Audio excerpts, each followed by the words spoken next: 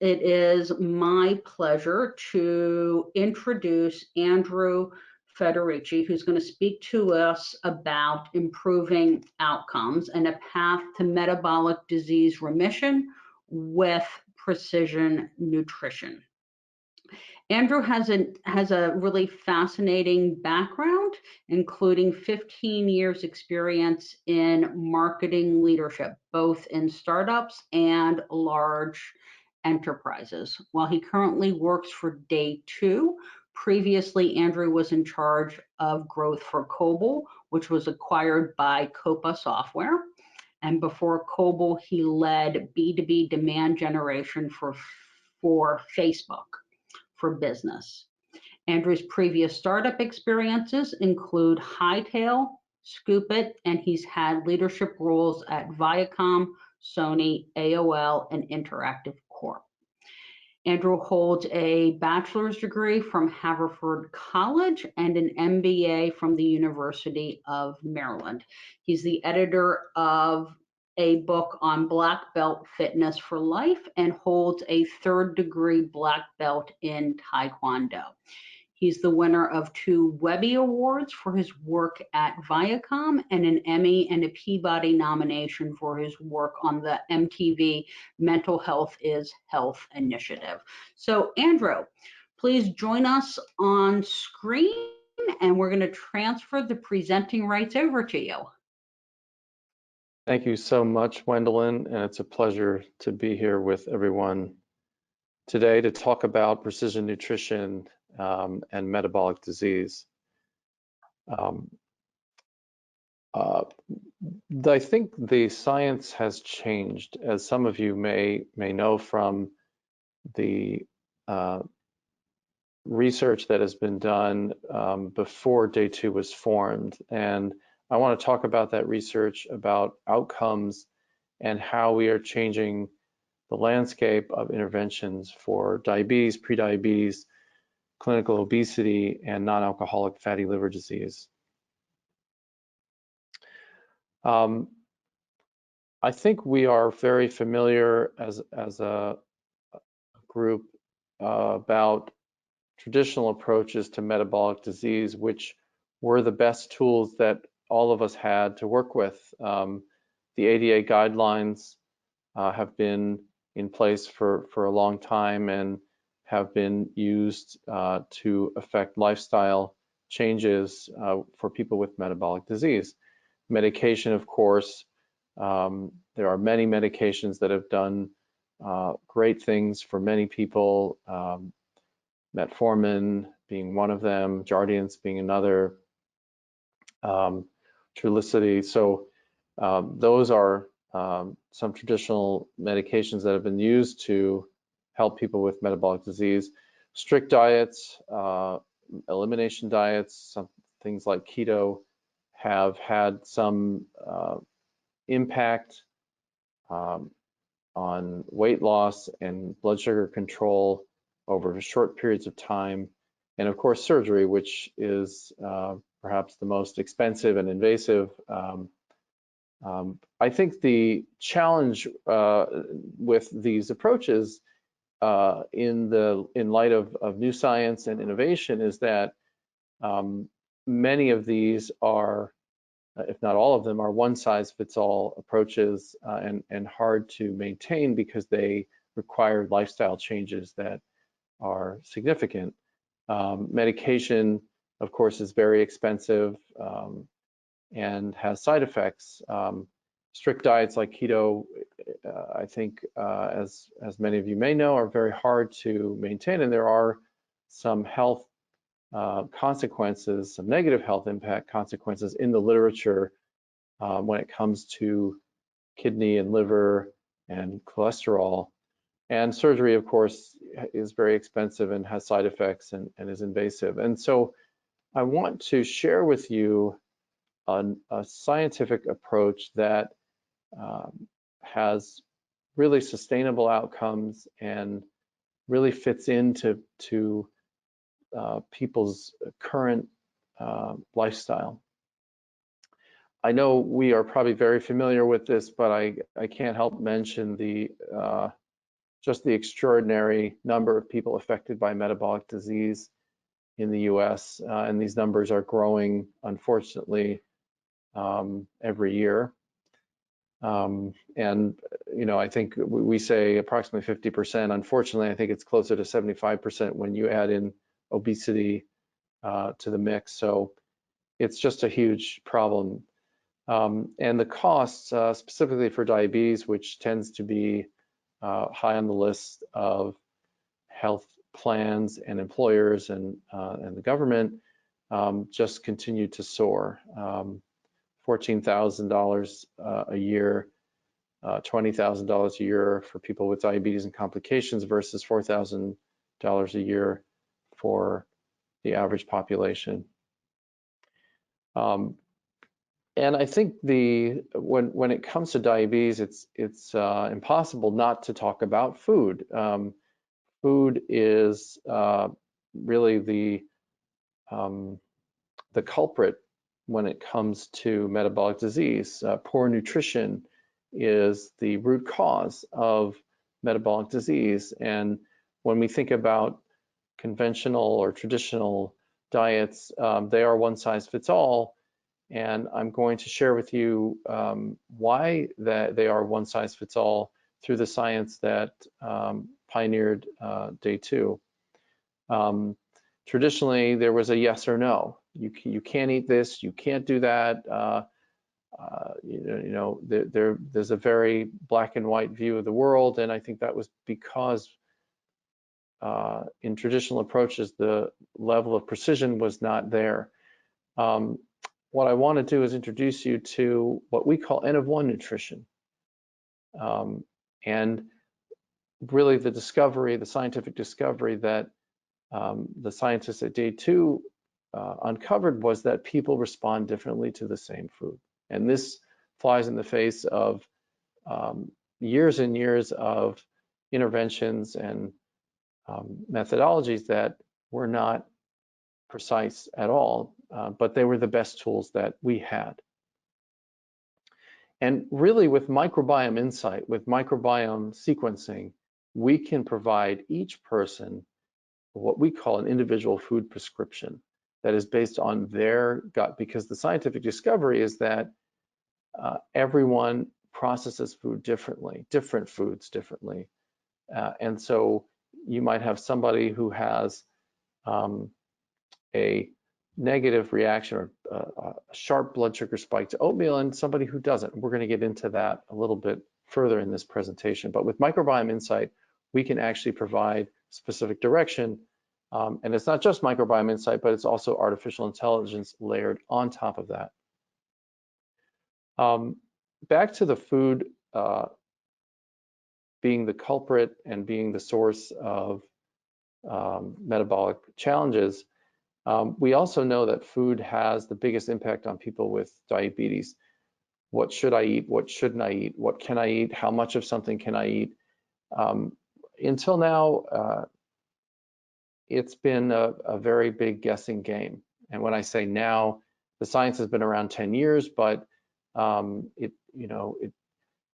is not obvious to everyone yet that this is something that is available to be used, and it's in the market and it's on the ground, and we're going to show you some examples of its impact. But food choices are this big stressor for people with metabolic disease, and we now have the tools to help them navigate that. When we talk about medications as an intervention, these are FDA trials for the medications that you see listed here. You can see that the people in blue are the subjects in these clinical trials for which the medication was had a positive impact. And the people in red are those who had neutral or negative impact. And so when we talk about medications as an intervention, while medications have been extremely helpful and extremely valuable to many people, they are not a precise tool because people don't all respond to medication the same way. And so where does this lead us? Well, precision nutrition is here. Through high resolution microbiome profiling, we can enable a path to diabetes prevention and remission. And let me go into how that works. So 10 years ago, the two founding scientists, Professors Eran Segal and Eran Elanov, asked a question: what is the perfect diet for humans? Is there a perfect diet for humans? Because if there is, we can solve this fad diet, this yo-yo effect that has been in the market for many years. And as many of you know, every year there's the perfect diet. U.S. News and World Report puts out in January. I think this year it was the Mediterranean diet, and but it changes. And what they found was that was the wrong question. That there is no perfect diet for humans because everyone responds differently to the same food. And so that original clinical trial was published in Cell back in 2015. And it was, the results of that were also published in Cell Metabolism and Nature. And that study was done by the Weizmann Institute of Science. However, the same trial was also conducted with the Mayo Clinic here in the United States, and was published in JAMA in 2019 and the American Journal of Clinical Nutrition, with the same results, that people respond differently to the same foods, and that we can predict people's response to food through artificial intelligence. And what the scientists, Dr. Elanov and Dr. Segal, created was an algorithm that can predict each of our responses to food by providing a stool sample and some health questionnaire data, and through that can predict our response to meals, foods, snacks, and any food combinations. And so this was the foundation of what is now the Day 2 N of 1 nutrition protocol. In part of that study, there was a follow-on trial that put the precision nutrition program against some of the familiar interventions for metabolic disease.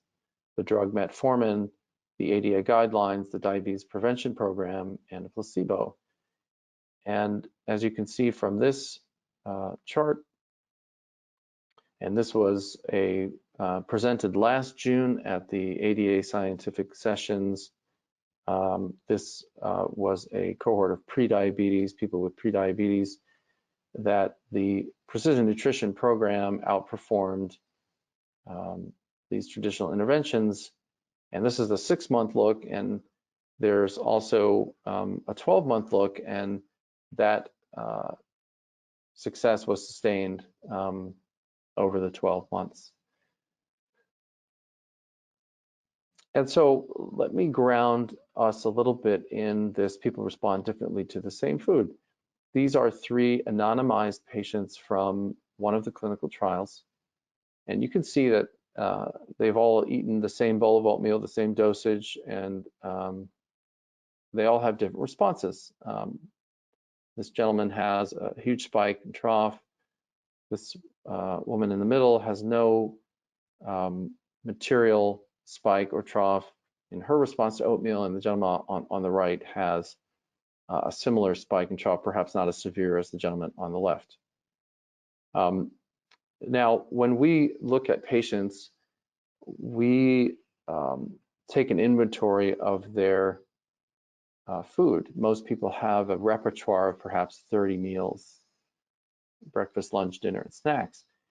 And what we do in our process is tweak those foods in the following way.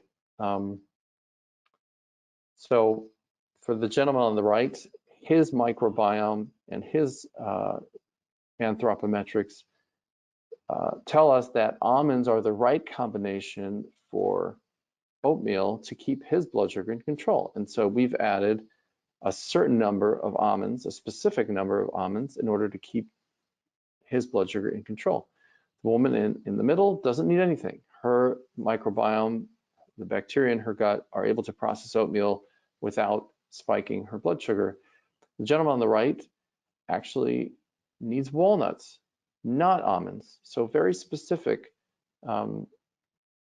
proteins, fats, and carbohydrates really make the difference for people keeping their blood sugar in control. And so he can even add blueberries to his walnuts and maintain glycemic control.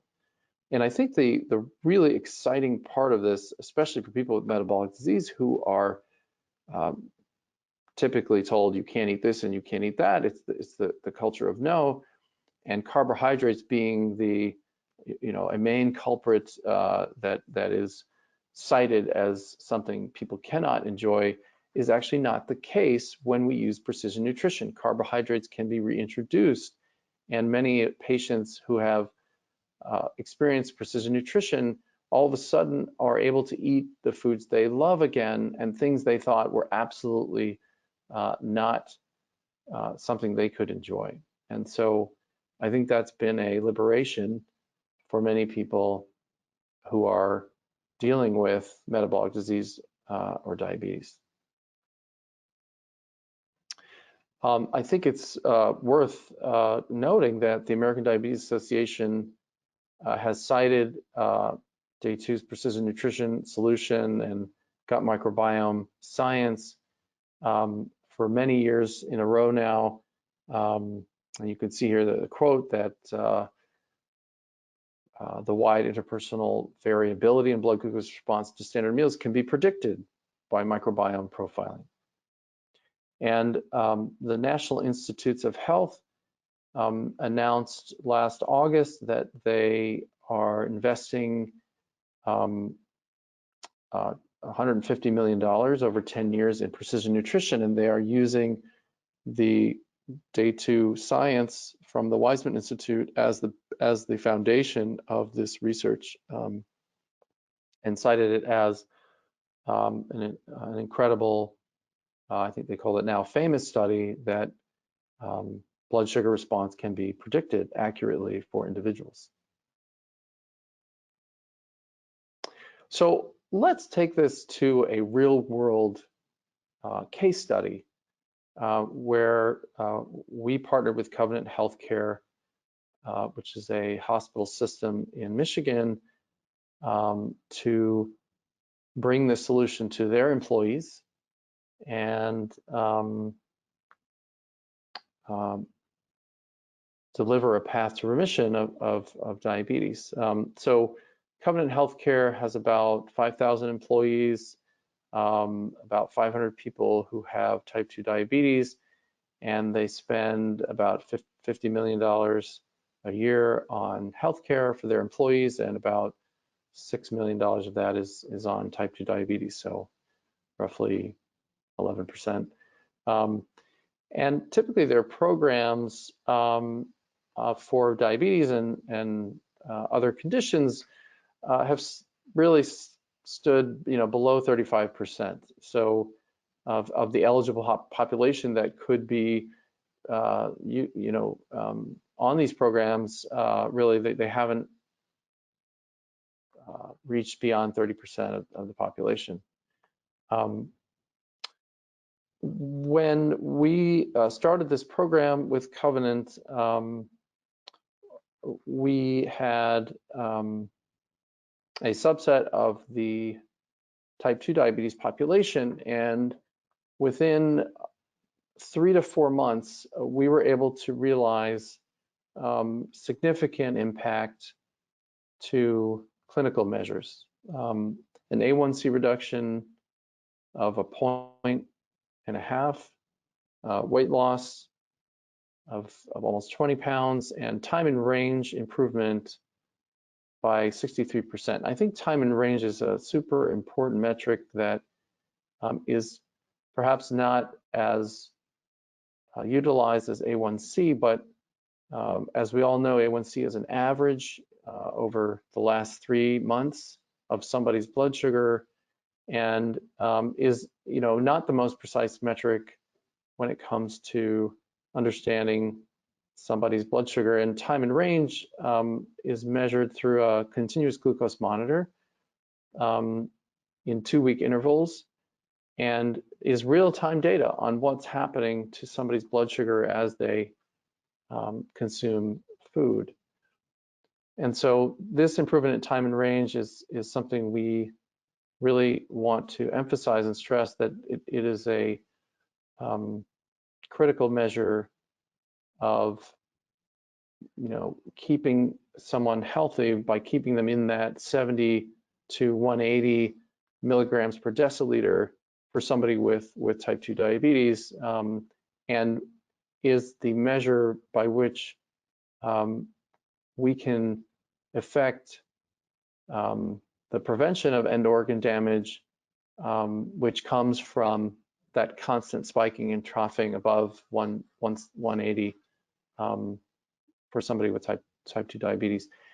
The engagement rates have been super high, 88%, and this is really about that food choices that we were talking about earlier, that now that people can eat the foods they love with small modifications, such as the almonds and walnuts that you saw, they can enjoy the foods that are perhaps culturally important to them, that are important to them in terms of their preferences, in terms of their lifestyle, can be enjoyed. And when you tell somebody with metabolic disease that they are no longer restricted, that they can't eat carbs, or that they can't eat bread or pasta, they can't eat so many foods that are important to so many people, it really unlocks that engagement rate and ultimately leads to better outcomes. From a humanistic standpoint, I think these are the result of blood sugar control: stress reduction of 72%, sleep improvement of 55%, and those hunger cravings reduced by 50%. These are the effects of precision nutrition and its ability to control blood sugar has an enormous impact on people's lives. I'm going to ask that we play a short video of the Covenant, some of the Covenant patients who gave us permission to tell their story, because I think it will help bring this to life, and how this precision nutrition solution, this N of 1 solution from Day 2, is in the market, on the ground, having an impact. So I'm going to pause my sharing here and let that video play.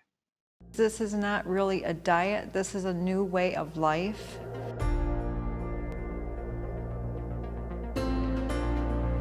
When I was first diagnosed with diabetes, I was really concerned because my mom had diabetes. The motivation for me to join Day 2 was to get my diabetes under control. I felt after I started Day 2 that it was going to be a program that was going to really work for me, because I had lost 5 pounds in the first week.